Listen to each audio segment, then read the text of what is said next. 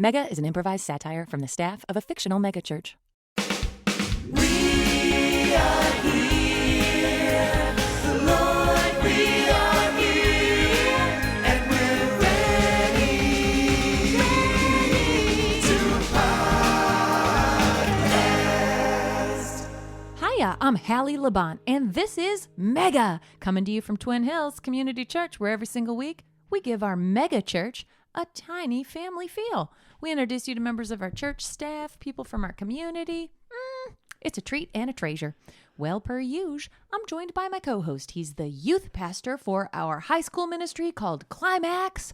Please welcome Gray Haas. J to the E to the S-U-S. Hallie, how are you?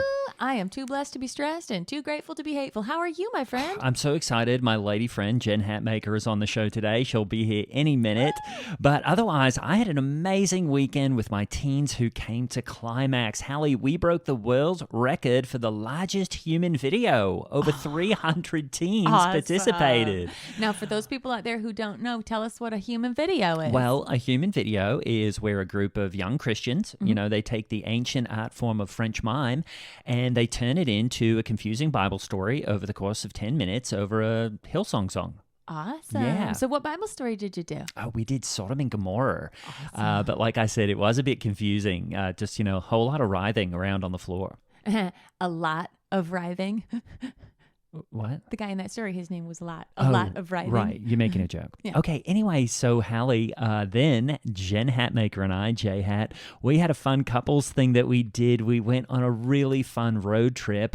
I took her down to southern Indiana to go see where one of the Gaithers was murdered and buried down in Alexandria. Who doesn't love the Gaithers? Oh, They're such I an know. iconic Christian family. And I was like, Jen, this is a huge landmark in Indiana. So cool. She didn't really care. But anyway, when we were on the road trip, we were playing this really fun word game called Wordle. Have you ever heard of it? No. Well, it was this game that Jen's really into. Have you seen those green and yellow blocks that people are posting on Twitter? No. Oh, yeah, it's also annoying. But, what it is, Hallie, is you guess a 5-letter word. And I said, I'm going to use this as a teaching moment with Jen, which was cool. Women love it when men try to teach them a lesson while they're just trying to play a game. Oh, totally. And so she said, okay, what's your first guess? And I said, babe. And I looked her right in the eye and I said, Jesus. That's the perfect guess. I know, that's what I said. But then Jen said, that's not a great guess because J is an uncommon letter and you're using 2 S's, so it kind of burns one of your guesses. And I just said, hey, babe, if Jesus isn't the answer, I am not playing. That's awesome. I know. What word did she guess? Well, she didn't actually have a chance to because I tossed the phone out the window of the car. Her phone? Yeah. Oh, no. She got pretty mad. Yeah. But, I went and I tried to look for it and I tried to tell her, it doesn't really matter. Jen, it's a bad phone. She has a Samsung Galaxy and I'm like, these are total garbage. But yeah, I couldn't find it. And, I ended up buying her a new iPhone and she really seems to like it. So that's great.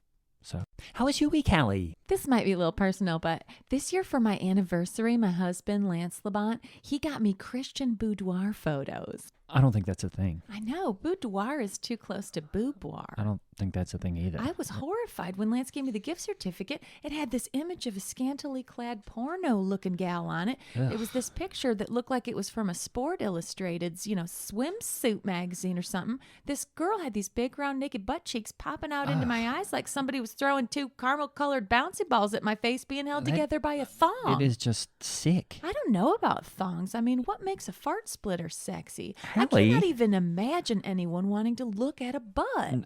Seriously. I always tell my daughters, if you're scantily clad in this life, you'll end up walking through hell in a gasoline G-string in the afterlife. Yeah, I don't even really know what that means. Any hoodles. I was like, Lance, what the heck is this? And he goes, no, Hallie, you got to get on the website. It's a Christian boudoir photo sesh. It's meant to enhance godly marriages. So in a private moment, I pull it up online, sugarandspicephotography.com, and their website, it's all these ravaging photos of nudie women. And There are Bible verses, though, next to all the photos of these gals. And the Bible verses say stuff like, you're beautifully and wonderfully made.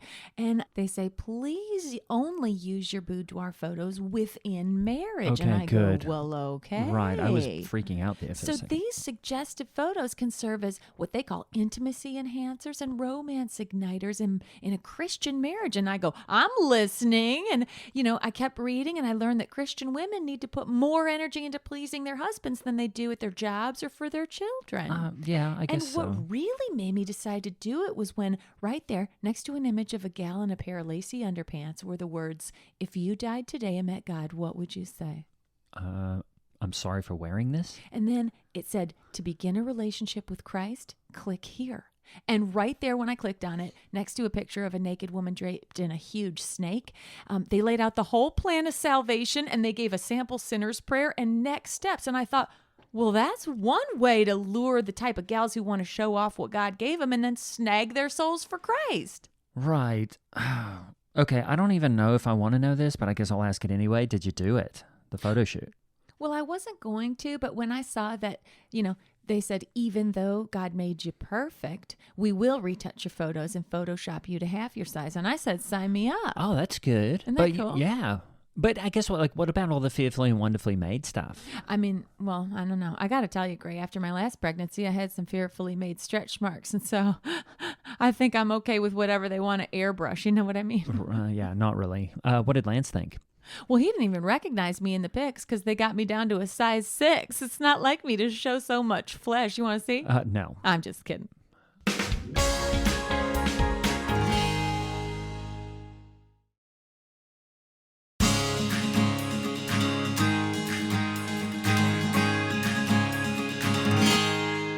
Well, Jesus wants us to be fishers of men, but today we got a maker of hats. Ladies and gentlemen, I am so thrilled to announce our guest today, Jen Hatmaker. Hey, you guys. Thanks for having me on. This is fun. Welcome to the my program. Well, I am just, I am kind of freaking out because, as you all know, as listeners, J-Hat and I have gotten really close, and we are just so grateful that you made time for us, Jen, because, listeners have been pretty keen on keeping up with us and all that we're up to. So thanks so much for joining us. I always make time for my friends. So this whole new friend zone that we are in is so great. I am so happy to be here with you, Gray, and I'm so happy to meet you, Hallie. I am thrilled because I have heard so much about you. I feel like I know you. I know that you go around New York City. You like Broadway. You like to cook. You've got kids. And you know what, J-Hat? I know you've been through the ringer like we all have. We have all gotten knocked down by life and had our hearts broken and handed to us. And I just think it's so cool what you're pointing out is that it's our friends who help us get through, isn't it? That's right. Like if we have friends, we can survive anything. That's right. There's never too many friends. Mm-hmm. And this is why I'm so happy that I got to meet Gray, and he came into my life right on time. I'm I just need a trustworthy friend. Mm-hmm. And so he's just been so great to me. And so, of course, when he's would you like to meet Hallie? And would you like to come on the podcast? Which, he doesn't actually talk that much about. So I don't actually talk a whole lot about church and stuff. And so I'm yeah, I want to see what you do. I kind of want to see behind the curtain. Well, yeah, and I love that word friend too, because friend can mean so many different things.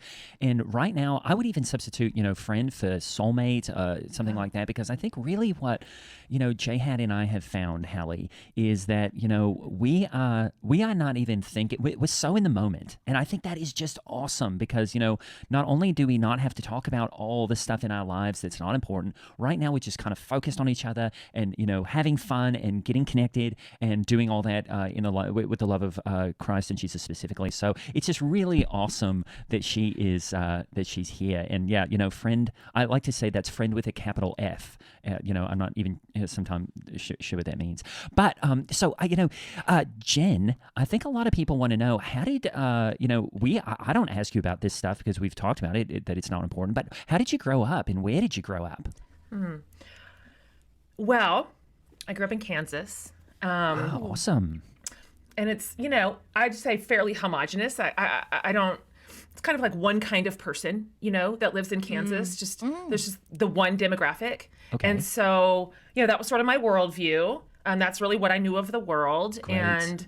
And I grew up in a pretty conservative, like pretty traditional Southern Baptist world. And, Awesome. I'd never seen a woman take a microphone until I became an adult. Sure. And so, I just didn't even know that was allowed. Like they were stealing the microphones? No, like meaning like being ever in charge or like in front of people or in, church okay. leadership, Right. So I didn't know that was like a beautiful whole way to be in the world, like spiritually, really until I was grown. And so, and I live in Texas, Awesome. which isn't hugely different than Kansas. There's just the two demographics really. But, so now I've kind of very much expanded like my faith perspective and like super excited to kind of be in a more progressive space. Well, we're nothing if not progressive here at Twin Hills. Sometimes we even have a gal do the announcements at our leadership summit. It's so awesome. But I just want to say, because you got a personality the size of Texas, it's understandable that you might be afraid a gal's going to steal a microphone, because ever since Eve in the garden grabbing that apple, you really got to keep an eye out on girls, because we can be wily. I tell you, it's the emotions. Jen, I'm sure that you and Gray don't get to talk about your emotional life, because, it's something that girls feel like we have to hide and all that. And I just want to tell you that I'm such an emotional animal, and I cry a lot. I feel things. I'm a feeler, and I have an empathy, and I can just feel what's coming off of you right now. You are just a creature of love, of courage, of strength, and of power. Oh, she totally is, Hallie. She That really is is. totally.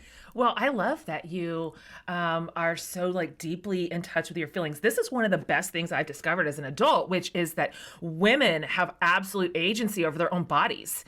And like we get to absolutely let our feelings and our hearts and our bodies lead the way. Like our intuition can be trusted. Our bodies can be trusted. Our discernment can be trusted. This is fantastic for me to hear you say this, Hallie, because this tells me that like you are leading with the wisdom of a woman, which is probably going to save the whole earth. So, I mean, good on you. This is self-actualization that I'm hearing right now. You are progressive indeed. Really? I think that Yeah. is so true, Jen. And, something that we haven't talked about this specifically, in all the time that we've spent together. But I like to sometimes imagine, a relationship like ours is sort of like the bumper bowling, when you go bumper bowling. And you've got Jen, who's just this passionate, kind of bowling ball, and she's like going down and she's trying to knock down all the pins. And I'm kind of the guy in the relationship, and I'm like those bumpers in the lanes. And I'm going, hey, maybe think about this, maybe think about that. And, and I just think that is that awesome dance that you get in a relationship like ours, which is like, you've got the person who feels a lot, but then you've got the guy who doesn't have to feel anything and is kind of keeping the lady, on track. Yeah, you see that a lot in with male-female relationships, as the guy often is the head and the gal is the heart. But that's what's so wild about being in your presence, Jen, is that it feels like you're also head. You're head and heart. That's a really interesting metaphor, Gray, because that's not really been my experience of our friendship. I don't really consider any man generally to be the bumpers on my lane. I don't really operate like that. So I think that's interesting that you see yourself as like keeping me on the rails in some way. That's curious. Or that's maybe- curious. okay, I maybe feel like I I just- essentially have autonomy Totally. over everything about me, like my Totally. thoughts and my opinions Totally. and my choices. And so, I don't know, maybe yin and yang here, or just like you say it one way and I say another. It's fine. There's a lot to explore inside a friendship. Right, totally. A long distance friendship like ours is going to have that, but also maybe I just also use the wrong imagery. Maybe I should say like, the parachute on your helicopter, because, we should put those on helicopters because they crash all the time, just as Kobe. But also or like maybe the brakes on a train. You're the gas, I'm the brakes. And maybe like kind of like in the rodeo, when the bull is kind of about to kill someone, you need a guy to run out there and go, hey, look over here, why the cowboy kind of figures out what he's up to and doesn't get impaled. So I guess what I'm saying is maybe I just used the wrong imagery there. But see, Hallie, this is what I love about our friendship. I'm putting that in quotes. That this is kind of this awesome give and take that Jen and I have. Jen, are there a lot of rodeos in Texas? Well, I don't really know. That's not really my deal. Oh. I have a whole career. And Oh, so yeah. I travel, I speak, I teach, I do you? teach. Really? And, we do some touring. I don't really have a ton of margin for rodeos. Oh, yeah. I do believe they happen here, but yeah. Well, as an animal lover, I think they're kind of cruel. You know what, J Hat? I want to go back to something you said because I want to make sure I understand it. You said you have agency and autonomy, and I've never heard of such a thing. But I got goosebumps all over my body because I've really never thought about agency since all the travel agencies closed down, and now you can just book a ticket on Travelocity. How do you experience agency? Well, that's interesting. Well, let me ask you a question, Hallie. What is your role at Twin Hills? How do you exercise your own spiritual authority inside the role that you play there? Because I'm not even real sure what it is you do because Gray doesn't really talk about you a ton.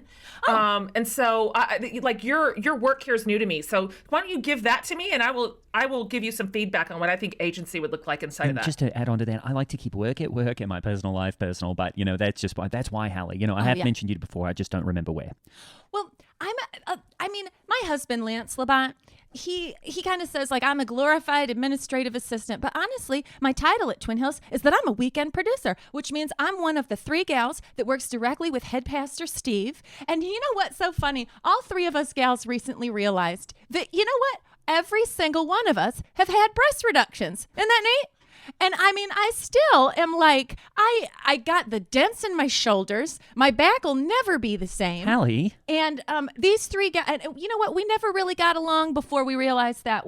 I think we were all kind of vying for, Steve's, not attention, but just to, make sure that we have, some agency, I guess Hallie, you'd say, I in our just don't jobs know with if Steve. That's what Jen is even asking. I can't believe you would say that in front of my lady friend. Oh, no, it is what I'm asking. And I just am so distraught to have heard what I just heard. I think I might be at a loss for words, and I think I just want to ask you, who hurt you, Hallie? Who? When did it happen? Well, I'm going to be very honest with you. I was awful scared by the actual gospel growing up. I was so terrified of hell that I think I live in a constant state of low-grade anxiety to, sheer panic, always somewhere on that spectrum. And so I think that hurts me, and so I constantly am reading Psalms, praying under my breath, just casting my cares on him because he cares for me. You know what I mean? I just feel like without Jesus, I'd be absolutely desperate. It's he was my breast reduction. He is taking the weight off. You know what I mean? He takes it right off my shoulders. And I just want to add there, Jen, you don't have to respond to any of that because sometimes, and Hallie, this is just a critique peer to peer, is that sometimes you get a bit carried away, and this is what I'm talking about, on the net at the bottom of the, that the firemen put out when someone's on a building. Because right now I'm just going to say I'm going to catch you and just let you know you're going a bit too far. Well, there's this option, Hallie. I would be curious to see what would happen to you. And I suspect that you might discover a whole new category of spiritual flourishing if you were perhaps in a faith community with a female lead pastor instead of Pastor Steve. Pastor Steve is I'm getting some alarm bells Really? going off right now in my head around Pastor Steve, and I'm just wondering, when was the last time you sat under a woman pastor, lead pastor particularly? Every single summer when I go to the women's conference, Lead from Behind. In fact, you could come speak, Jen. It's all women in the audience, and it's mostly all the keynote speakers are men, but some of the breakouts are led by women. And you could come speak at a breakout at Lead from Behind. Or there's a really big, this is an international one, it's a women's conference worldwide called Afterthought. Again, speaking of Eve, she was major afterthought, just pulled out a McRib sandwich and made a female as an afterthought. And you know what? We embrace that. We embrace that idea. That branding on both of those spaces is, I'm going to call it's problematic. I'm just going to say that to you. Yeah. And I I don't think I would accept an invitation to speak at a breakout session of Lead from Behind. I think that would be a pass. Really? But would you do the main and- stage if we made you a keynote? I mean, Jen, it's like $25,000 for a half-hour talk.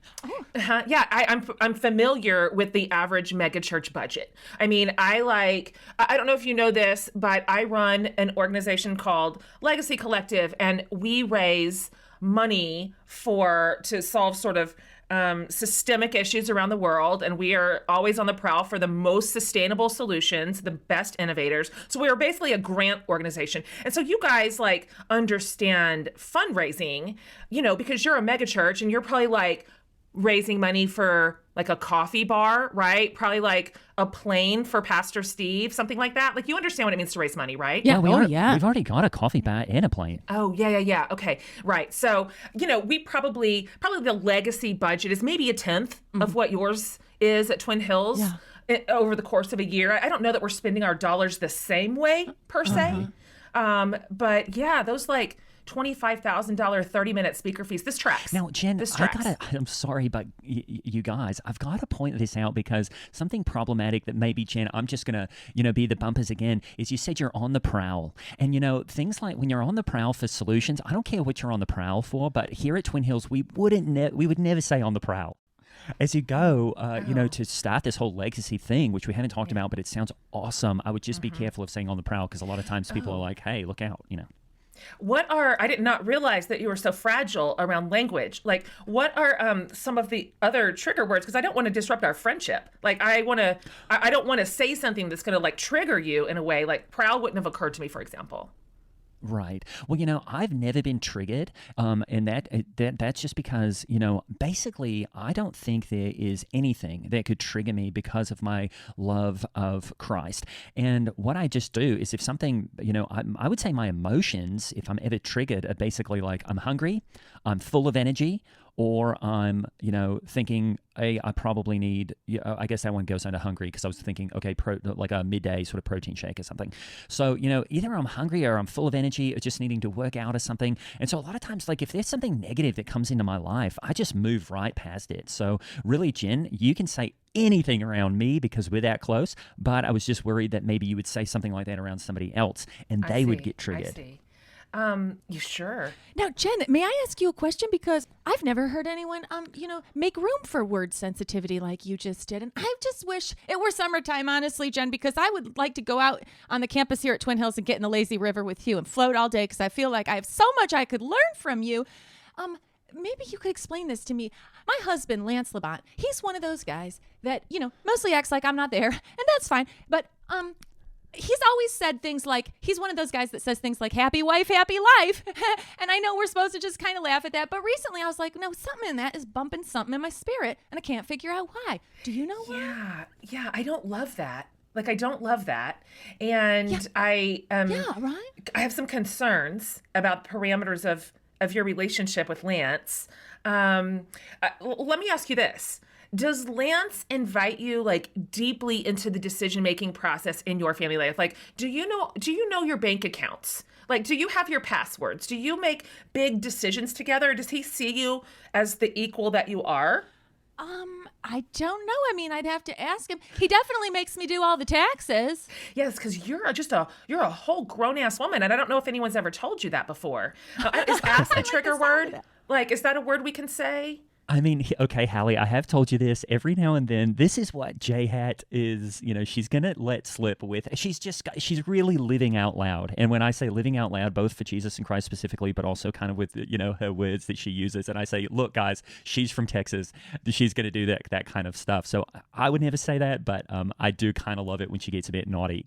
So, Jen, I just kind of want to pull it away from the lady stuff for a second and Hallie's problems that don't seem solvable. And I do want to ask you, what do you kind of see with the J-Hat, gray maker, hashtag gray maker thing? Because, we have shown up on a lot of social media. People see us out in New York and they see us antiquing and stuff. And what do you kind of see as the trajectory of the little thing that we've kind of got going, this cool brand and friendship that's and so soulmates? Like, are you using that hashtag online, or like that's a thing that you're putting out?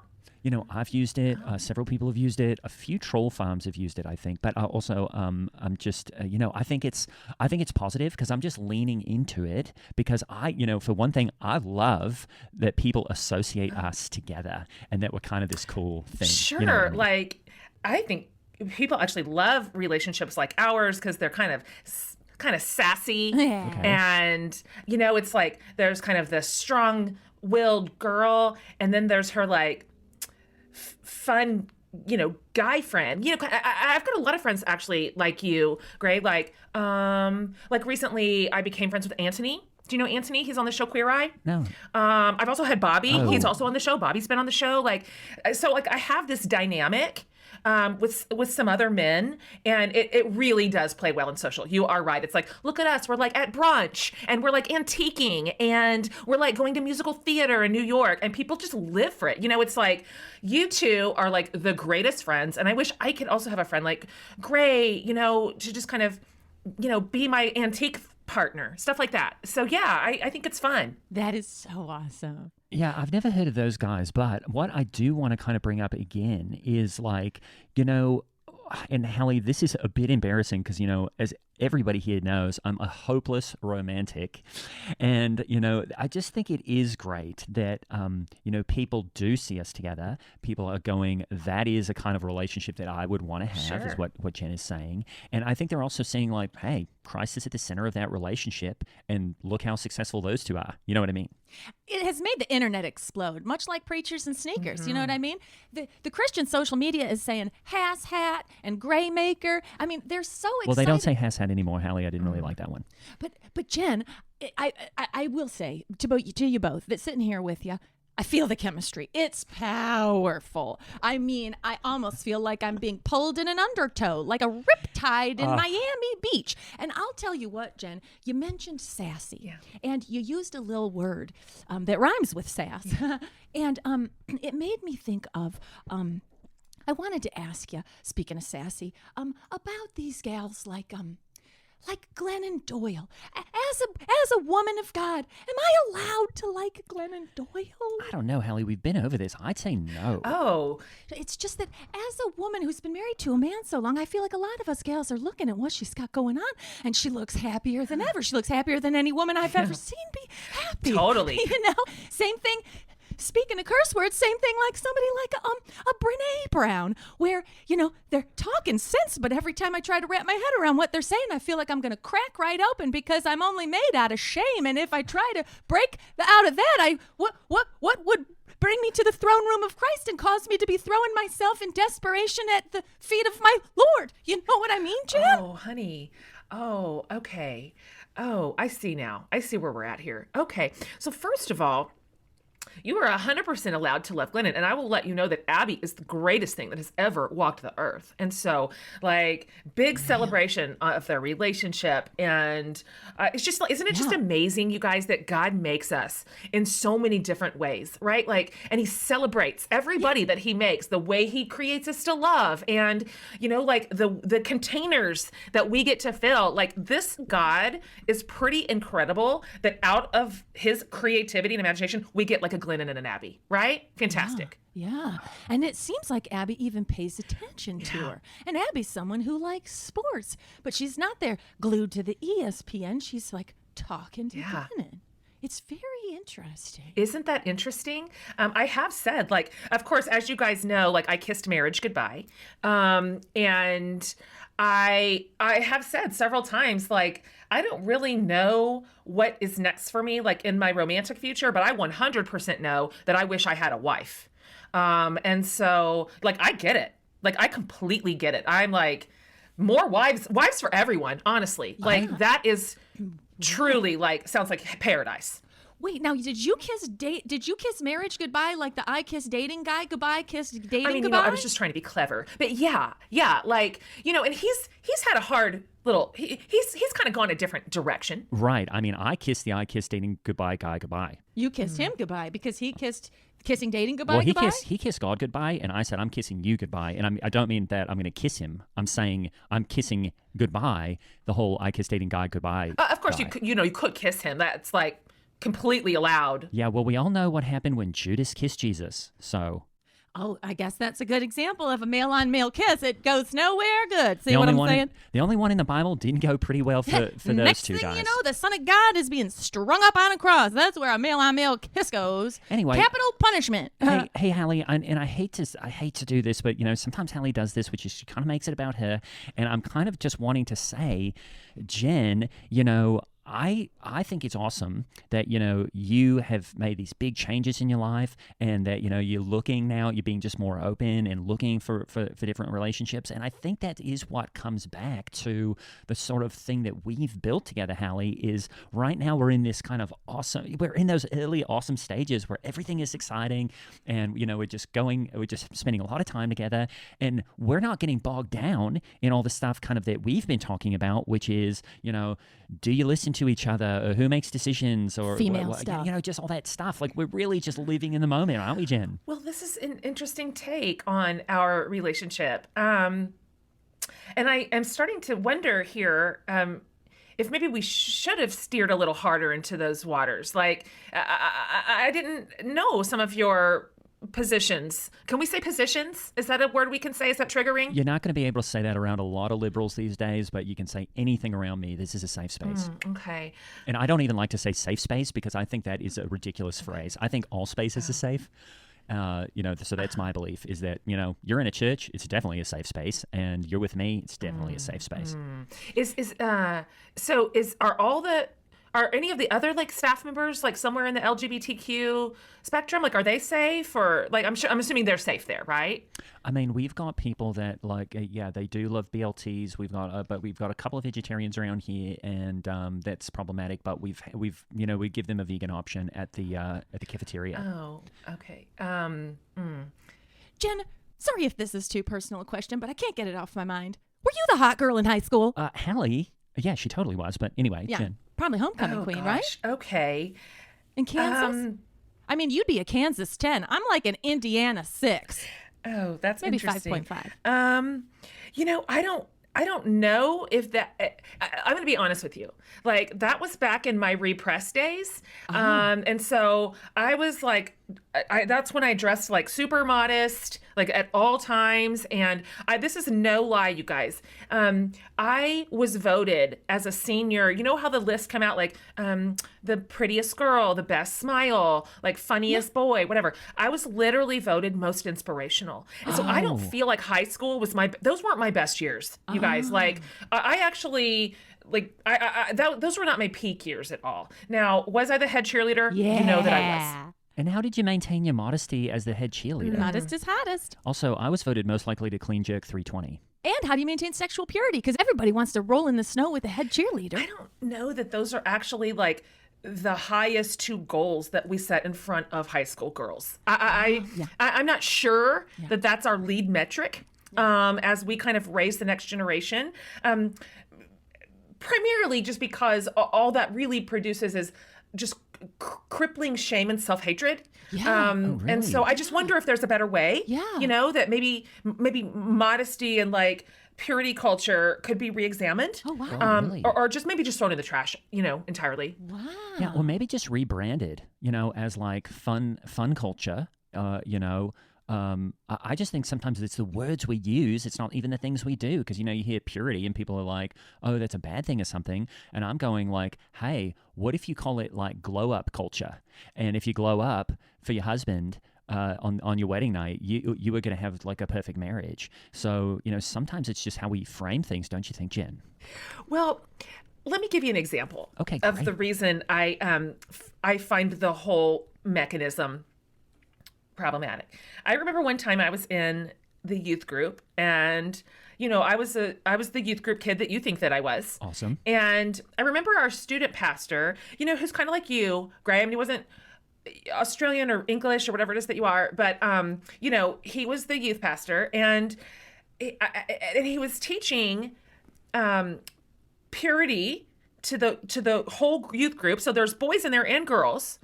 But he really just directed his primary comments to the girls in the room. Yeah. And I remember that he held out like this really pretty like rose, like a flower.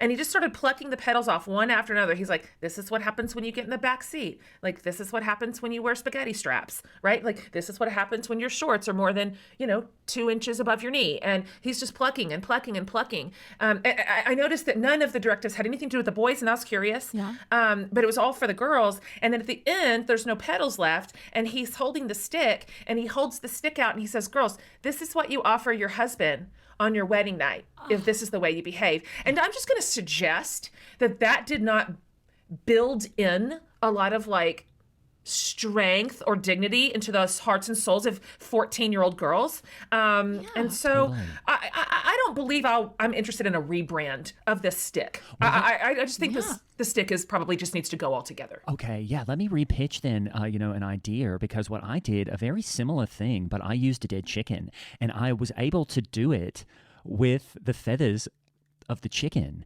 And basically, think how many more feathers are on a chicken than on a rose. So this thing went on for, about 90 minutes. And by the end there, I've got a completely plucked chicken. And I think that's also good just when it comes to body stuff, because, you see the carcass of a dead chicken, and nobody is going to want to do that kind of thing, present themselves to their husband, as kind of a cold, clammy chicken carcass. And so, I definitely agree with you, Jen. I don't think a stick is really the way to go. I'm trying to make it a little bit more fun, visceral, and long-lasting. And plus, I actually was able to take the chicken home, because right now I eat, a half a chicken in the morning when I wake up and a half a chicken for lunch before I do my second workout. And it's really been awesome. Just a great protein pump. Yeah, Jen, you said that, women are sort of raised with two standards. One is that your virginity is a gift you present your husband with. And two, it's your responsibility to dress and behave in a way that is going to not, cause good and upright men to stumble in the flesh. And I've got daughters, and, I've told them all that stuff their whole lives. And they said, Mom, why at youth group are they saying, they learned a great metaphor of a stick of gum and you chew it up, and then you're like, would you want to give this to your husband? It's already been chewed. You know what I mean? And then they said in secular culture, they say, well, you don't want to get married to a woman because you don't want to eat the same kind of cereal every day. You know what I mean? And my girls are like, so what? I'm just a couple of pieces of hard dried grain, or I'm a chewed up piece of gum. Like, couldn't there be better metaphors? And I was like, well, that's the whole point. That's why I went with the chicken, Hallie. See, this is a part of the problem. And I don't believe there's a way to continue to reinvent this idea with just a new object. Okay. I think the messaging underneath it is really the problem. And so, did you know, you guys, there's whole other ways of being in the world in this. I don't know if you know that, that the Twin Hills culture is not the center of the universe. Did you just know that there are interesting ways to talk about sexuality and to raise up the next generation? I don't know. Do we talk about sex on this podcast? I'm not exactly sure what the trajectory of this podcast is. Jen, I am telling you, this is a safe space. And yes, we do talk about it, and we do it in a really Christ-centered way. We had a whole episode called The Marriage Bed is Undefiled. Oh. And what was the premise of that? That was about how there is a small group in Twin Hills where women are trying to restore their sexual virginity after a failed marriage. And Jen, I do want to ask you about that, because I know that you've been through it. And I just wanted to ask you if there was ever a moment, to be honest, if there was ever a moment when you were going through all that stuff, was there ever a moment where you honestly thought, I don't think I will be able to go on? Or did you always know, I'm going to be okay? Well, that's a lot of information, first of all, to take in. Second of all, I knew all along that I was going to be okay. You did? Because like all women, I am smart. Yes. I have control over my own body and mind and choices. I am in charge of my own life. And I don't have to wait for a man to make my choices for me. And so I knew all along, this is terrible, and this is not the way I saw this going. But I am always going to be okay, because I am probably the most powerful person in the room. Yeah. You know what I mean? Like women are. Yeah. Like women are. Do you have any hobbies? Yeah. My hobby is burning down the patriarchy. Jen, forgive me if this is too personal a question, but I Okay. watch you on Instagram, and it looks like you have the most outstanding and fabulous supportive relationships with these women in your life. You I have know. these female friends, and you have fun, and you support each other, and They're a bit much. and you listen to each other's feelings and stuff. Yeah, and they're it- a lot. Honestly, it looks so enviable to me. I look at that and I just say, that must be so fun. But I was wondering, do you ever worry that you're going to be so close to these gals that the next thing you know, you're married to one of them, like Glennon and Abby? Hallie. Oh, well, oh no, because like we're not gay, you know, like we're not gay, which is just something because you're born that way, that's just the way God made you, and so we were born straight, but like when you're gay, like like Gray and Clay, like that's not a mystery, they just knew from the get-go, and their connection is so palpable. Like who's going to argue with that? This is the way they love. Like we celebrate it. I think that's a great place to stop. Jen, could I talk to you for a minute?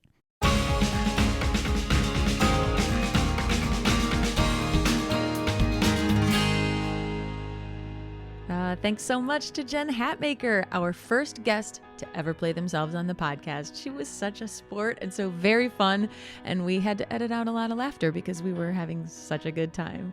You can find out about all her amazing work, and I honestly don't know how the woman does it, at jenhatmaker.com, and follow her at Jen Hatmaker. And hey, if you like this podcast, smash that subscribe button. It is such a big, huge, wonderful deal to us when you do. And not to get greedy here, but if you leave us a rate and review, it'll save our souls from a very real fiery hell.